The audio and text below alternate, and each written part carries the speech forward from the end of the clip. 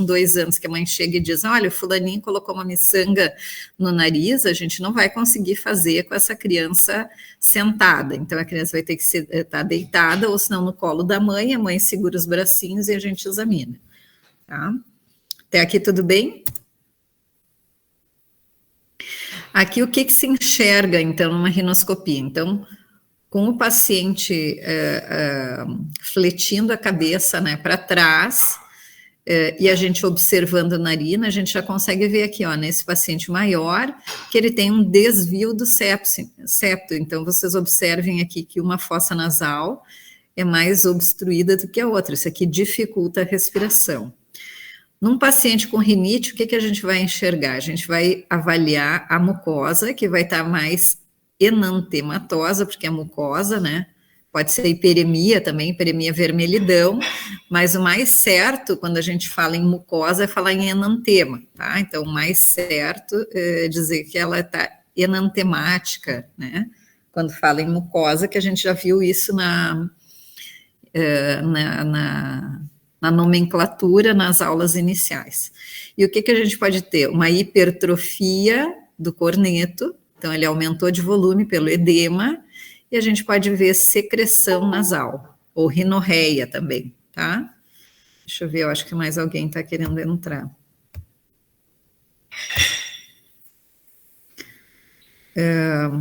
Até aqui tudo bem? Tudo bom, certo, prof.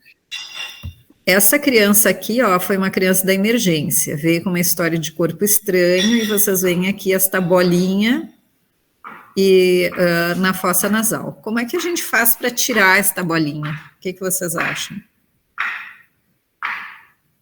Sacode a criança? A mãe já sacudiu em casa e não deu certo.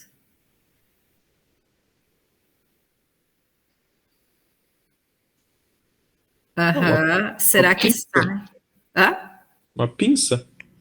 Com a pinça é uma das alternativas, mas a pinça não foi satisfatória para tirar. Outra alternativa.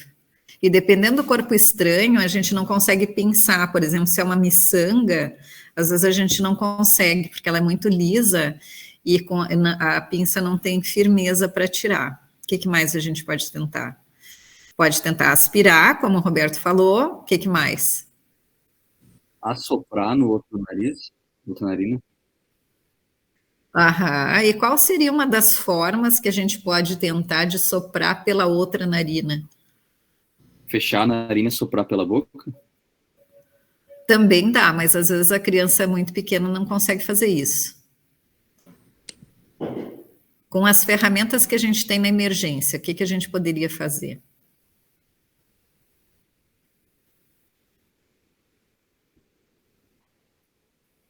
Muito bem, é isso aí mesmo. Mas a gente põe ar comprimido, então o que a gente vai fazer? Aqui nesta outra narina que não está obstruída, vocês lembram ali da comunicação, como existe comunicação de uma narina e outra lá atrás, a gente coloca ar comprimido aqui, oclui bem essa narina que está aberta, e pela pressão, o ar comprimido passa lá atrás e vai expulsar esse outro corpo estranho aqui. Tá? Entenderam? Como é que a gente faz? Então, tá bem. Agora a gente entra no sistema respiratório propriamente dito. E a gente tem algumas peculiaridades que são diferentes do adulto, né? Principalmente nas crianças pequenas, né? Então, percepção dos aspectos emocionais vai determinar a sequência do exame. Então, quer dizer, o paciente que chegou estressado na consulta, uma criança que está chorando e tal, a gente vai modificar nossa sequência de exame. Então, por isso que o exame físico, ele não é rígido, ele não tem aquela sequência rígida de exame. Nós vamos modificar conforme a gente sente que a criança está colaborando com o nosso exame. Então, lembrem do Sherlock Holmes, ele já está observando a criança quando ela entra, ele já está observando como é que é a forma do tórax, ele já está observando como é que é o padrão respiratório, se essa criança respira com a boca aberta, se respira com a boca fechada, se ela está tendo algum esforço para respirar. O que poderia modificar a frequência respiratória? O que vocês acham? O que poderia modificar a frequência respiratória?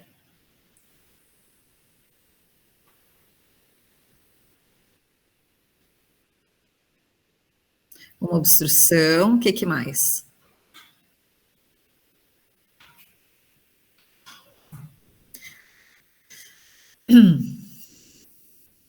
Roberto tem filhos, né?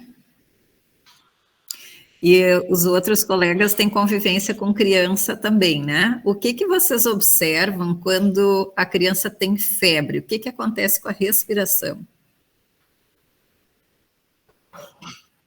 Fica aumentada. Então, a gente pode avaliar a frequência respiratória com a criança com febre? Não. Não, a gente tem que baixar primeiro a temperatura e depois contar a frequência respiratória. E o que acontece quando a criança chora?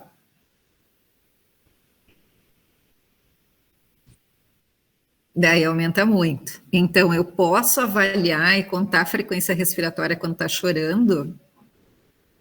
Não, também. Então, por isso que a gente tem que fazer essas manobras e avaliar a frequência respiratória, avaliar o padrão da respiração com a criança tranquila. Como é que a gente deixa uma criança pequena tranquila? Em que local que a gente deixa essa criança tranquila? No colo da mãe.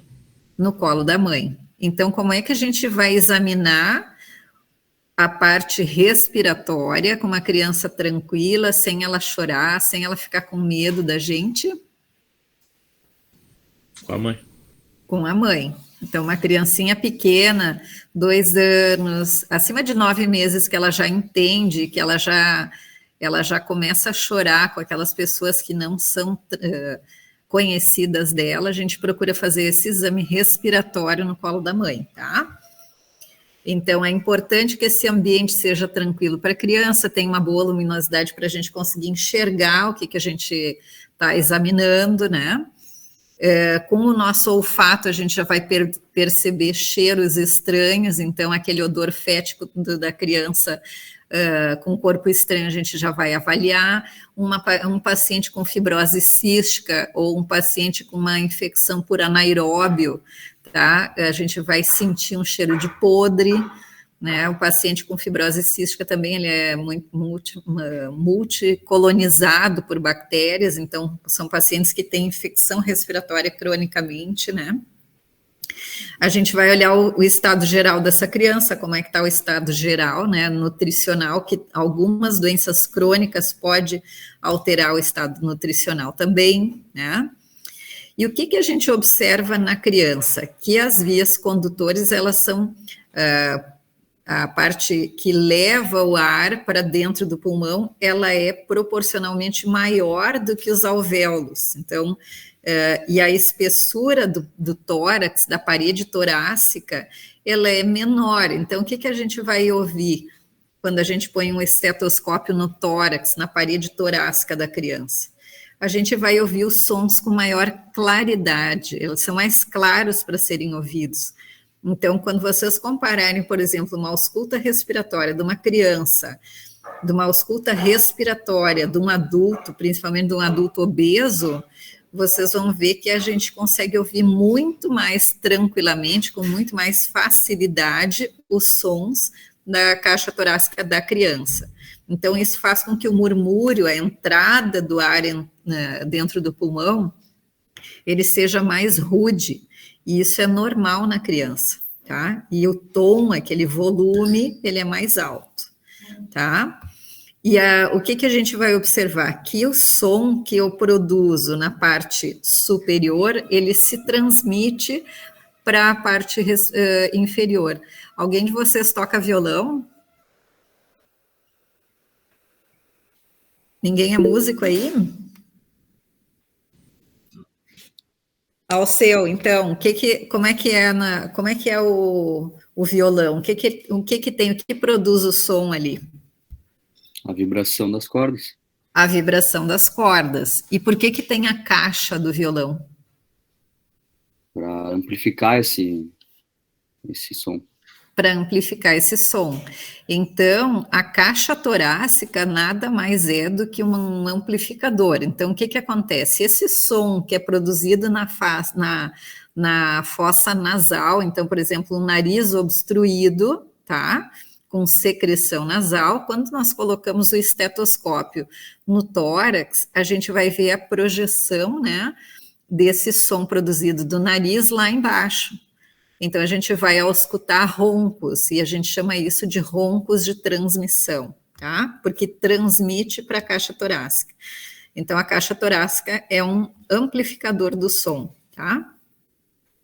Em relação a sinais e sintomas comuns, geralmente, quando vem com queixa respiratória, os mais comuns é que seja tosse e expectoração. Ah, tá tossindo e tem catarro. Não, tem uma tosse seca. Esses são queixas que podem vir como queixa principal. Daí nós temos que saber, né, o que a gente vai, como é que nós vamos investigar isso? Então, a tosse é um reflexo. Tá? Então, quando tem alguma secreção, algum irritante ali na mucosa respiratória, ou tem um material estranho, que pode ser um corpo estranho, aquele corpo estranho nasal, por exemplo, se a criança aspira, ele vai dar um reflexo de tosse, uma tosse que às vezes é uma tosse crônica, tá? Ou uma infecção respiratória também vai dar como sintoma uma tosse. Pode ter origem central ou psicogênica. Então, por exemplo, um paciente estressado pode tossir? Pode, tá? Isso de causa central. Ou pode ter alteração de vias aéreas. Então, vias aéreas do parênquima pulmonar, por exemplo, uma pneumonia, pode causar tosse. Oi.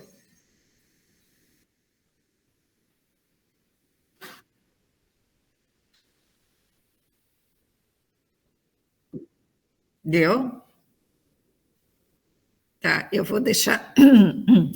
Eu vou sair da tela cheia. Eu acho que aqui dá para ler direitinho, né? Vocês conseguem ver direitinho? Tá, eu acho que eu estava na tela cheia, então por isso. Irritações de pleura, tá? Ou irritação do diafragma, por exemplo, alterações abdominais também podem causar tosse. Então, nós temos que saber como é que é essa tosse, se é uma tosse seca, se é uma irritação, se tem produção de secreção. Nós temos que detalhar isso na história da doença atual. Então, por exemplo, a queixa tosse, eu vou detalhar. Como é que é essa tosse, que horário do dia que ela ocorre, ela está associada com algum outro sintoma, tem presença de secreção ou não, né? Há quanto tempo que começou para eu saber se é um processo crônico, para fazer diagnóstico diferencial, ou ela começou subitamente. Então, numa aspiração, eu posso ter um início súbito de uma tosse, né? Eu acho que eu apertei errado aqui. Pede quem é que estava tentando entrar, que eu acho que eu apertei errado. Pede para tentar entrar de novo, tá? Eu acho que eu apertei o botão errado aqui. Paciente, por exemplo, com asma, ele pode ter uma asma associada ao exercício. Então, começa a fazer o exercício e pode desencadear uma crise. O asmático também ele pode ter uma asma desencadeada pelas mudanças de temperatura. Então, quem trabalha em emergência percebe, um dia muito quente, de noite fica frio, tem mais chance de crises de asma, tá? Outra característica da tosse, uma tosse tipo cachorro. Vocês já ouviram essas tosses tipo cachorro? Que tem dificuldade para respirar. Isso a gente chama de laringite. Mais adiante, na Materno 1, a gente vai estudar especificamente essas doenças, tá? Mas uma tosse tipo latido ou uma rouquidão associada, a gente está falando em laringite viral. Geralmente, ela vai acontecer, é mais comum que aconteça durante a noite, tá? Tosse seguida de guincho. Guincho assim, ó, tosse, tosse, tosse, faz assim, ó. Tenta, como se tivesse que inspirar profundamente, faz esse barulho que a gente chama de guincho. Muitas vezes, se são bebezinhos pequenos, fazem também crise de cianose. Quando tem essa tosse, que a mãe chama uma tosse comprida, faz esse guincho, a gente tem que pensar em coqueluche, tá? Então, são sintomas específicos de cada uma dessas doenças, tá? Causas. Oi.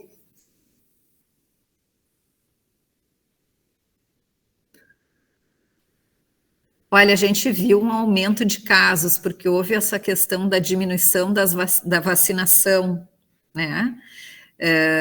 Então, teve uns surtos de coqueluche.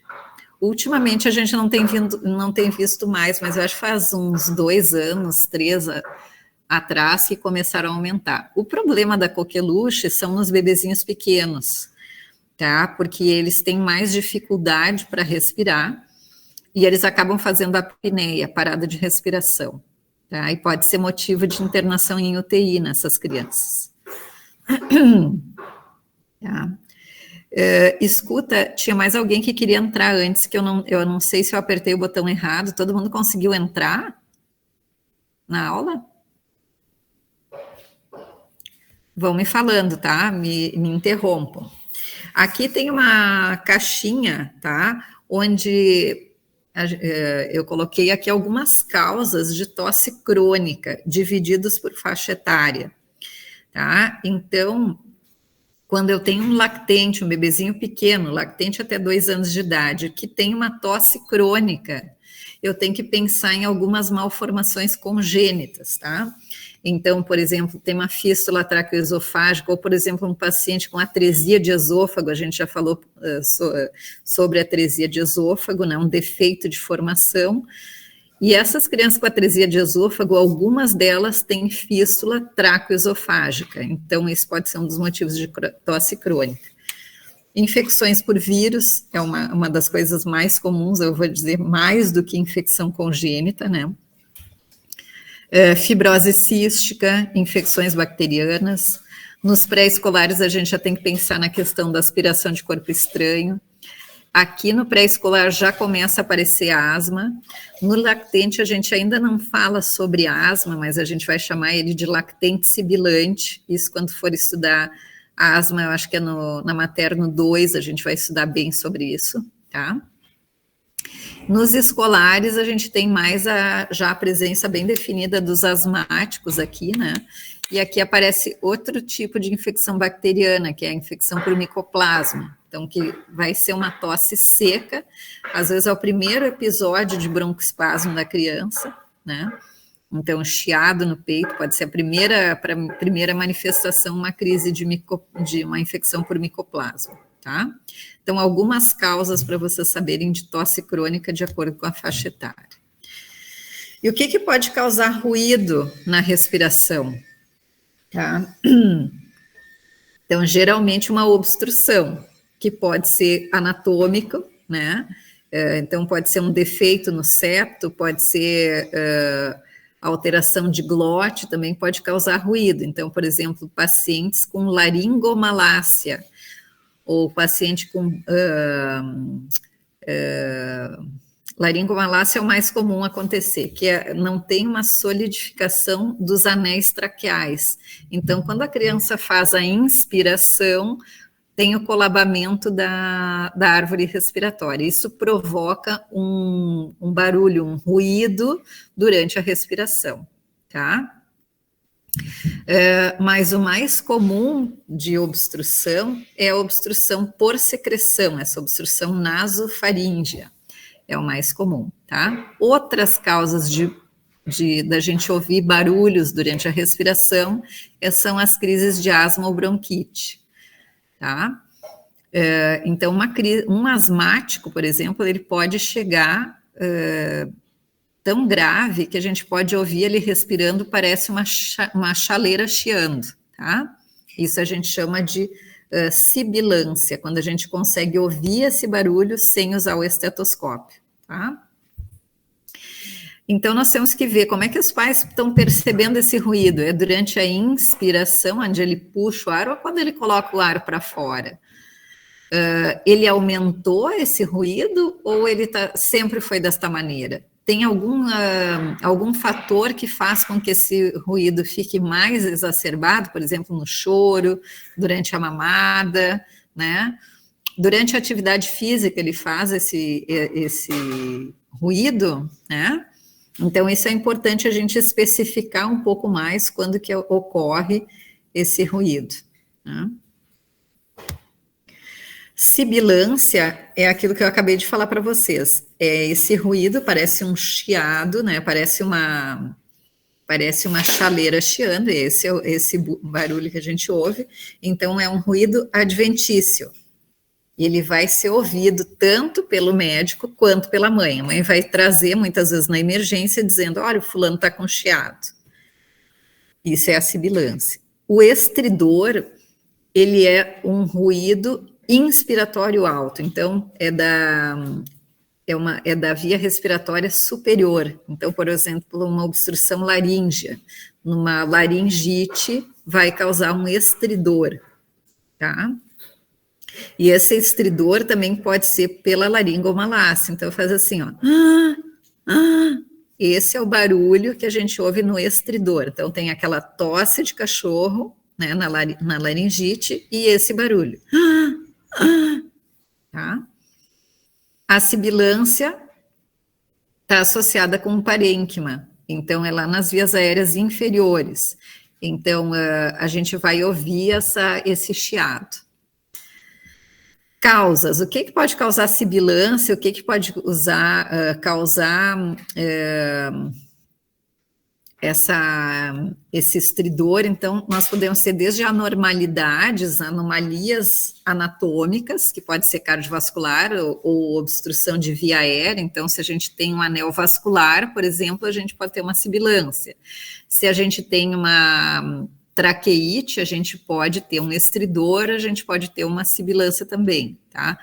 Compressões intrínsecas dentro da via aérea, então um corpo estranho, um tumor, vocês vão ver isso nos adultos também, né? Ou em criança pode ser um corpo estranho, uma epiglotite, uma laringite pode causar isso.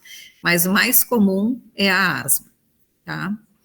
E a asma, uma das características em relação à inspiração e expiração, a gente vê que na asma tu tem uma fase expiratória, a retirada do ar do pulmão, ela vai ser mais prolongada do que uma respiração normal. Por quê? Porque a via aérea está obstruída, então para eu tirar aquele ar da caixa torácica é mais difícil. Então eu tenho que fazer mais força para tirar esse ar. Oi? Aham.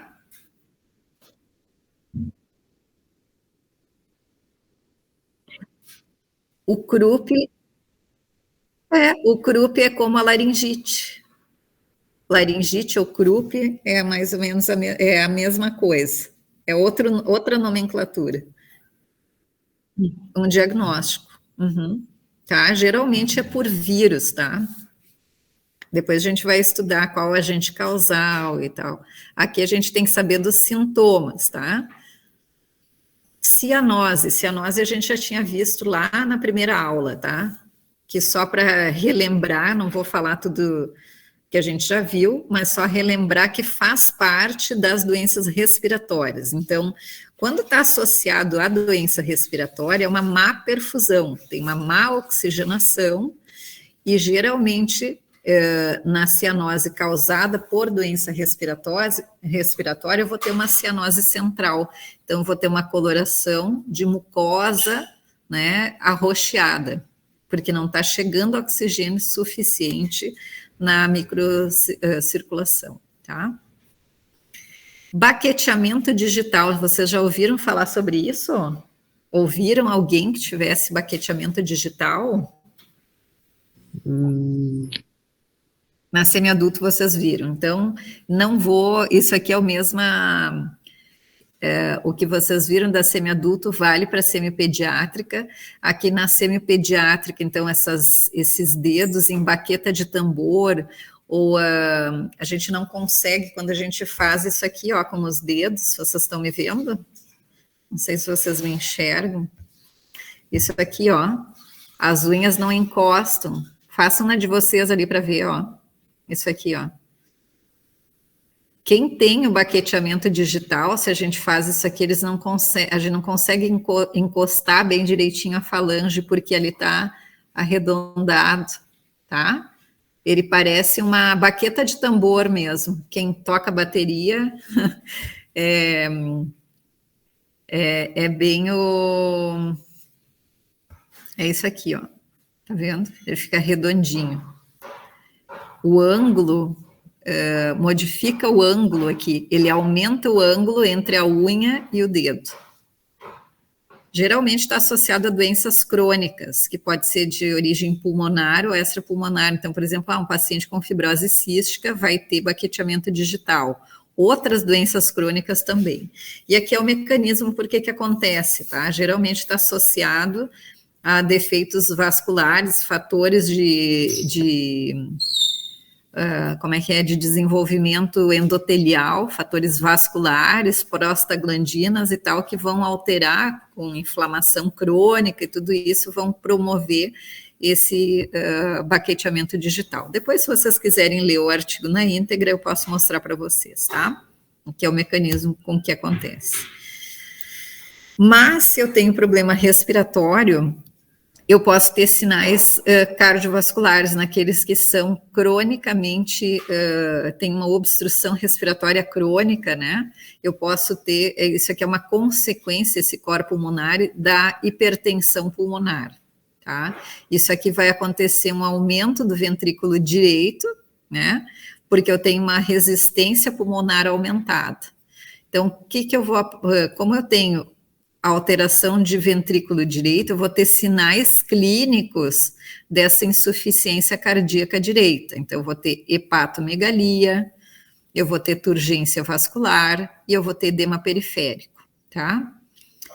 Dor torácica, geralmente em criança a gente não tem isso como sintoma, é muito, não é frequente, tá? A gente vai ver isso mais em crianças maiores, né?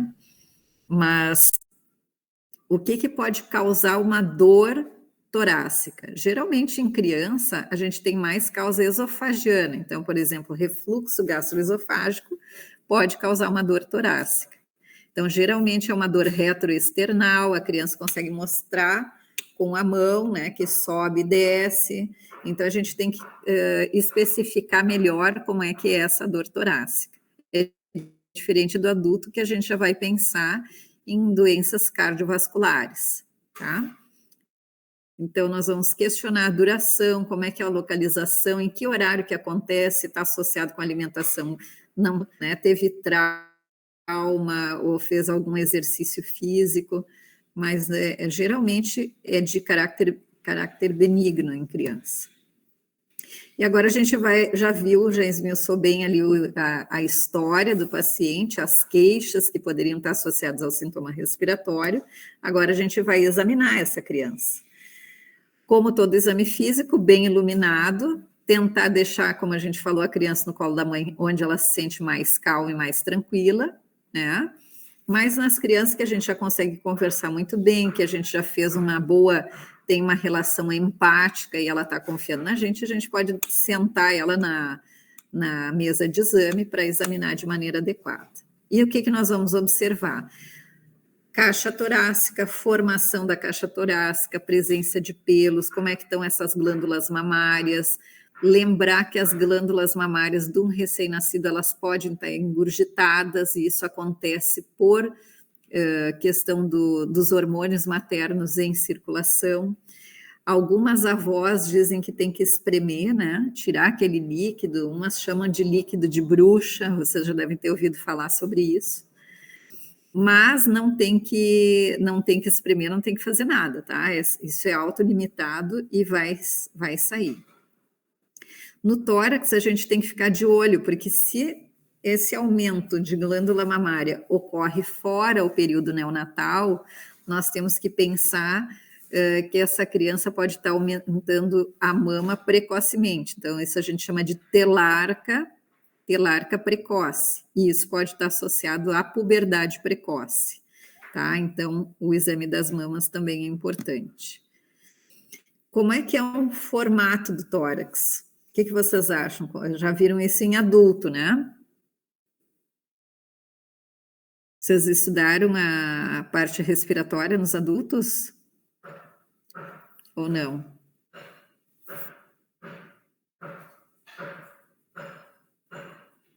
Tem alguém aí, pessoal?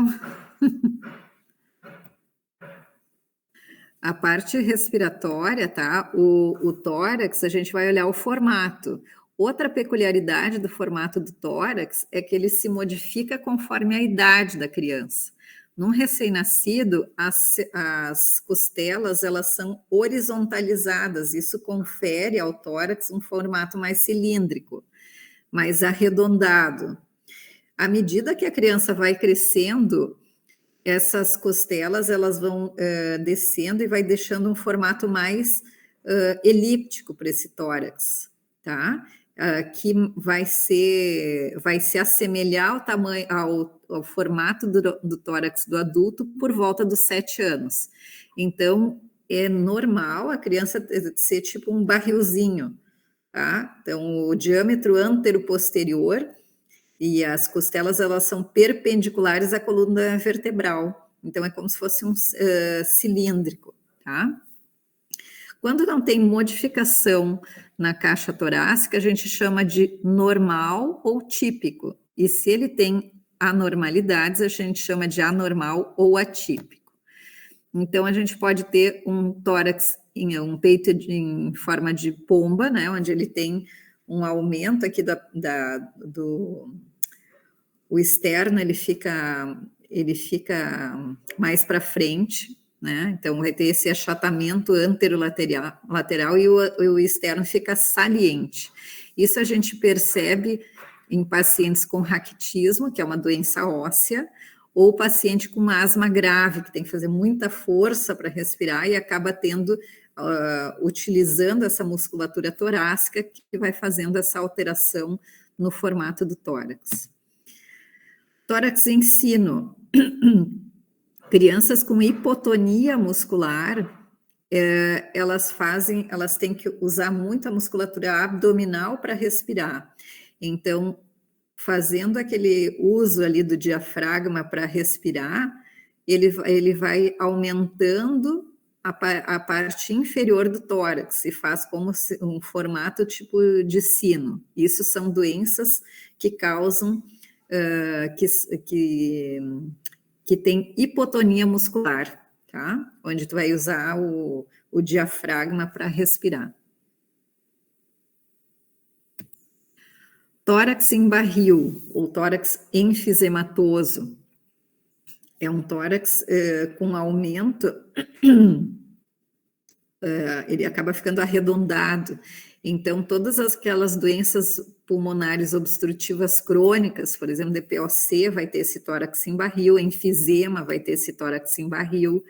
Nas crianças, a gente vai ver isso na bronquiolite, ou um paciente que ficou com sequela de uma bronquiolite, a gente vai ver que é a bronquiolite obliterante, tá? Ou paciente asmático grave também pode ter, tá?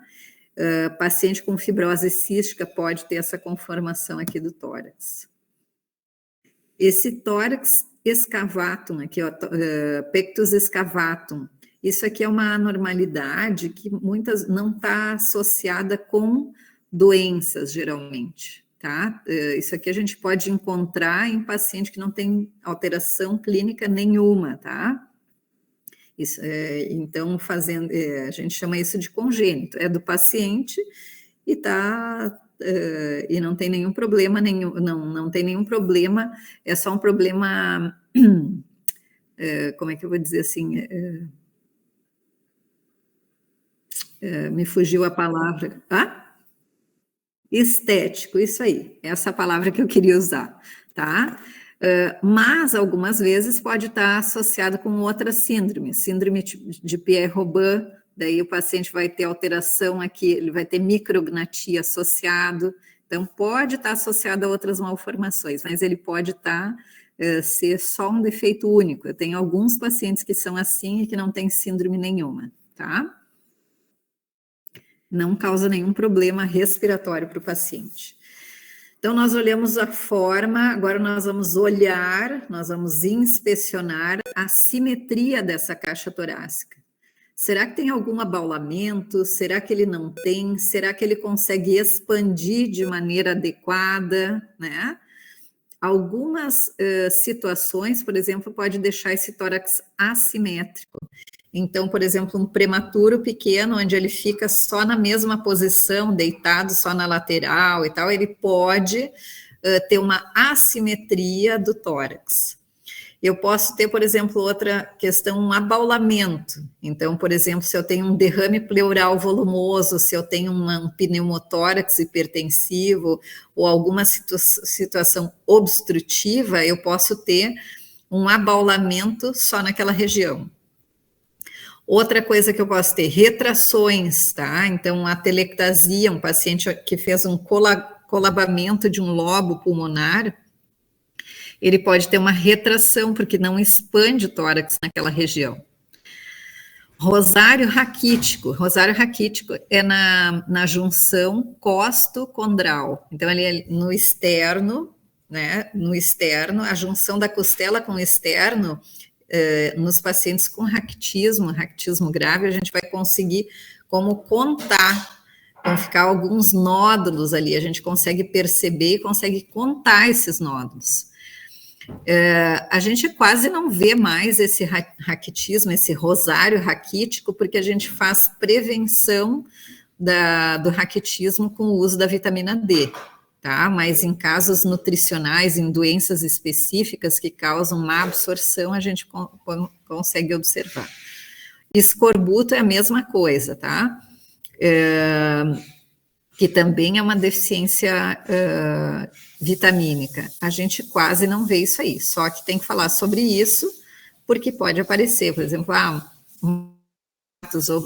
ou negligência, onde não tem uso de vitaminas, pode acontecer. Então, o raquitismo é isso aqui, ó, vocês conseguem perceber, ó, vocês conseguem contar, né, seria como a articulação aqui da costela, né? Então, a gente consegue observar bem isso ali. Retração subcostal. Então, quando a criança respira, vocês observam que forma esse valinho aqui embaixo, no externo. E isso é uma das orientações que a gente tem que dar para a mãe. Então, por exemplo, olha, tem dificuldade para respirar, vai formar um valinho embaixo da costela. Então, quando tem algum resfriado, a gente tem que falar e orientar a mãe. Olha, tem essa alteração, tem que vir direto para emergência. Escoliose, olha aqui, vocês estão vendo um defeito da coluna, e esse defeito da coluna ocasionou uma assimetria da caixa torácica. O que acontece nesse paciente com escoliose? O que vocês observam ali com os pulmões desse paciente? O que vai acontecer?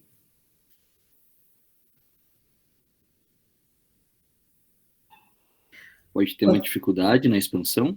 Pode, vai ter uma dificuldade na expansão. E se a gente colocar o estetoscópio, porque a gente vai ter que examinar bilateralmente todos os campos pulmonares, o que a gente vai observar?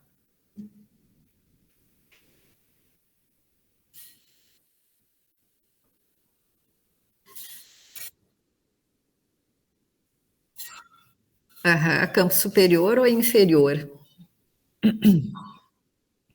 Inferior. Porque pela escoliose, aqui a gente tem uma assimetria da caixa torácica, a gente tem uma elevação ali do diafragma naquela região. Isso também vai acontecer no paciente com uma hérnia diafragmática, por exemplo. Se ele tem um defeito do diafragma, onde as alças intestinais elas sobem para a caixa torácica, a gente vai ter essa alteração ali. A gente não vai conseguir auscultar de maneira uniforme, tá? Agora, como é que se respira? A respiração nem sempre é uma respiração torácica, como é a respiração do adulto. Conforme as faixas etárias, essa respiração vai modificando também. No bebezinho pequeno, a respiração é predominantemente abdominal, eles não fazem aquela respiração torácica. Então, a gente vai contar a frequência respiratória pelo abdômen. Então, tem uma contração do diafragma e a criança eleva o abdômen para respirar. Por que vocês acham que acontece isso? Por que a criança pequena, lactente, não respira pelo pulmão expandindo a caixa torácica como é o adulto? Eu já falei isso ali antes, na fase inicial ali do formato do tórax.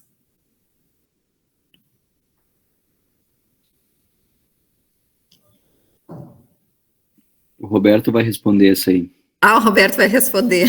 Será que só o Roberto? Pois é. Pessoal, vamos lá, os universitários aí. Pense na fisiologia. Como é que é o tórax de um nenezinho pequeno, no lactente? Como é que é o formato do tórax?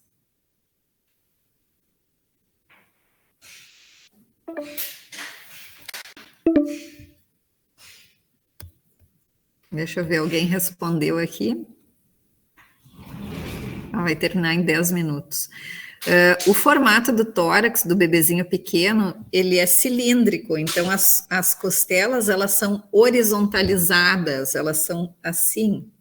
Então, não tem como expandir mais. Então, eu tenho que fazer uma contração do diafragma para encher esse tórax de ar. No adulto, como as costelas são assim, ó, o que eu faço? Eu faço isso aqui, ó, para respirar.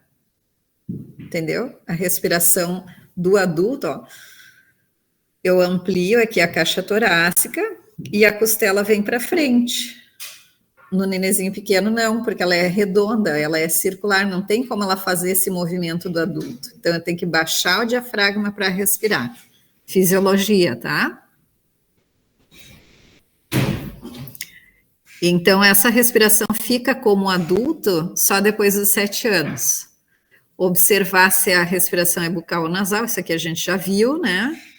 Já falei sobre essas outras maneiras de respirar ali, as obstruções.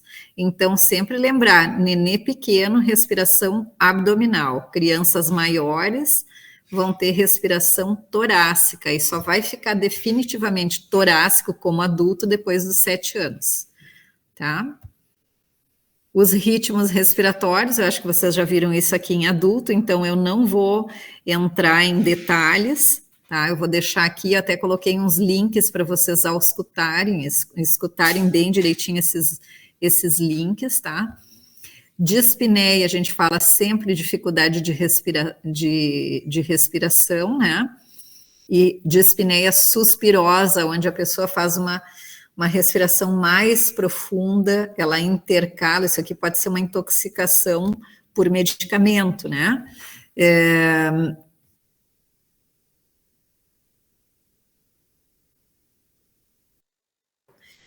Períodos prolongados superiores a 20 minutos de pausa de respiração, a gente chama de apneia. Então, pode estar associado à prematuridade, alguma infecção de sistema nervoso, uma meningite pode ocasionar isso aí, tá? Ritmo de Kussmaul, então no paciente com acidose metabólica, então com paciente com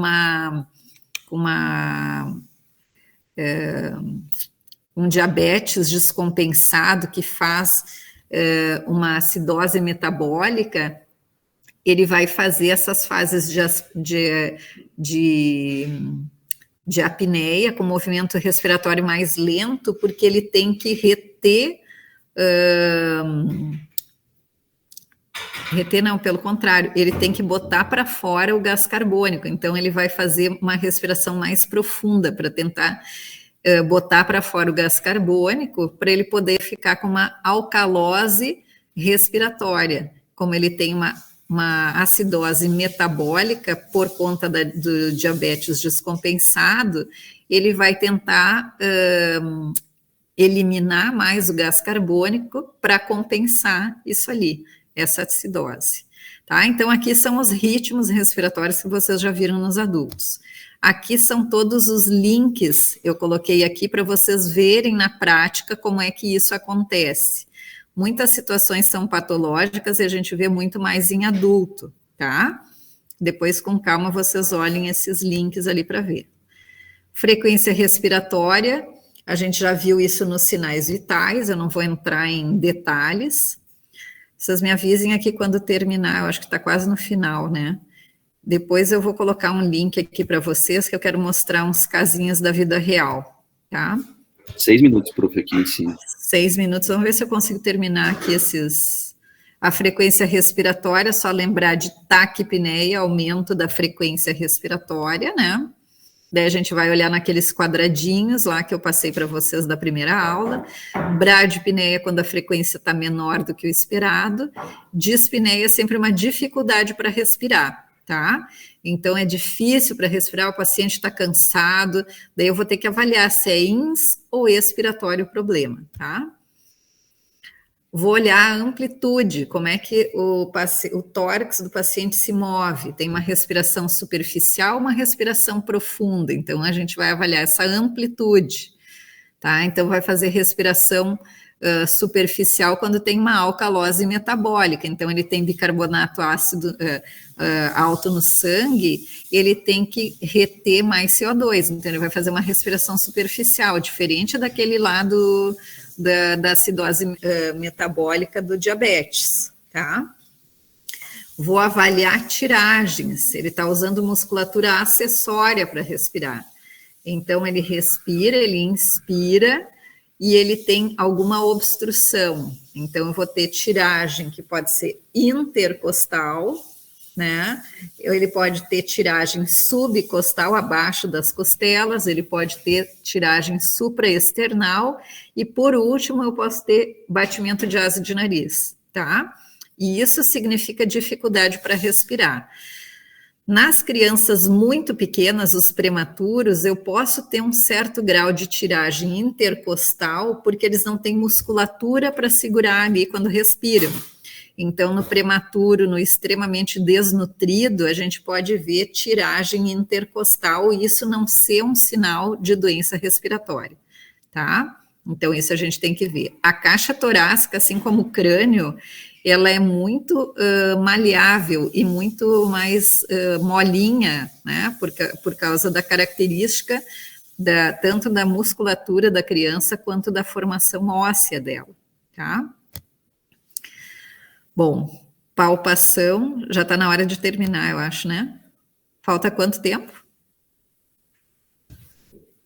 4 minutos. 4 minutos, vamos ver se vai até o fim. Palpação, então a gente já fez a inspeção, já avaliou como é que estão os movimentos respiratórios, agora a gente vai palpar o tórax, mas será que precisa palpar?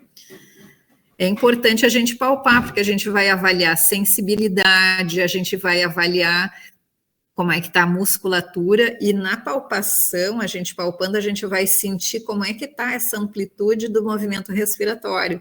Será que eu palpando, eu tenho movimentação só de uma das mãos ou está assimétrico? Então, a gente avalia a simetria também. E a gente vai avaliar as vibrações do som, a gente vai pedir para o paciente conversar para falar e dizer aquele 33, por exemplo, e a gente vai ver como é que o som se propaga e como é que a gente sente a vibração desse som, tá? E a gente vai, isso nada mais é do que aquele frêmito tóraco-vocal, então a sensação tátil que esse som produz na minha mão. E, bom, o paciente não sabe falar, como é que eu vou ver 33? Então, a gente avalia no bebezinho pequeno pelo choro, tá? Eu vou ter aumento dessa passagem do som se eu tiver uma consolidação. Então, se tiver algum líquido ali pulmonar, né? Consolidação pulmonar numa pneumonia, eu tenho aumento desse frêmito tóraco-vocal. Mas se eu tenho uma diminuição, ele está relacionado a obstáculos que impedem a passagem do som por ali. Então, por exemplo, enfisema, obesidade, um paciente muito obeso, às vezes a gente não consegue ter essa percepção do som, tá? E aqui eu acho que eu já tinha contado essa história para vocês, né? Da percussão, né? Lembram da percussão? Depois vocês leem um pouquinho melhor. Esse ali é o médico que criou a percussão. E também, como a gente vai ver depois, percussão de abdômen, a gente faz essa percussão no tórax, para a gente saber se tem líquido ou se não tem, se tem uma consolidação ou se não tem. Então, a gente vai percutir e sempre de maneira simétrica, avaliando todos os campos pulmonares. Aqui, como a gente faz, os sons que a gente avalia no tórax, né? Depois, na aula que vem, a gente vai fazer isso de novo da parte abdominal. Deixa eu ver aqui. Depois eu vou passar o outro link para vocês. Então, as manobras, percutir o tórax, a gente vai ouvir um som mais timpânico, ele não é tão maciço, né? Então, eu vou fazer esse movimento que a gente já fez, né? E o som vai depender da quantidade de ar que tem ali naquele pulmão. Então, áreas de consolidação, áreas de derrame... Vai acabar?